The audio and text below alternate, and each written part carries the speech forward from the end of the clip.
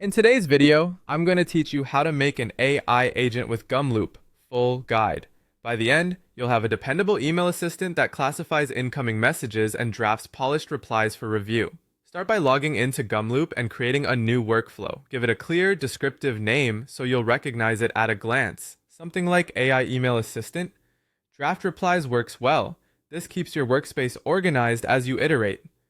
Next, decide how your workflow will receive emails. Gumloop can take manual input for testing, accept forwarded emails, connect through Gmail or Outlook if available, or listen via a webhook.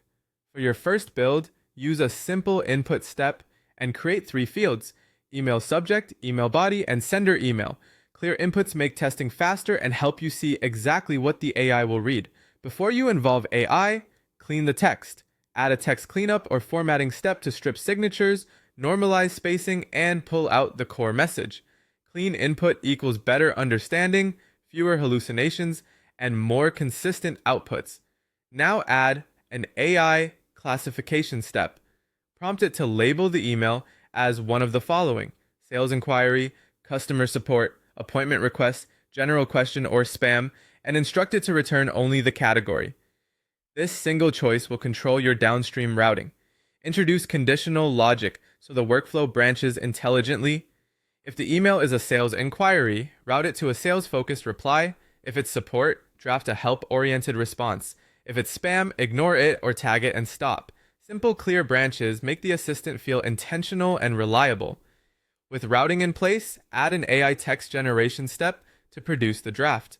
Guide the tone to be warm, clear, and concise.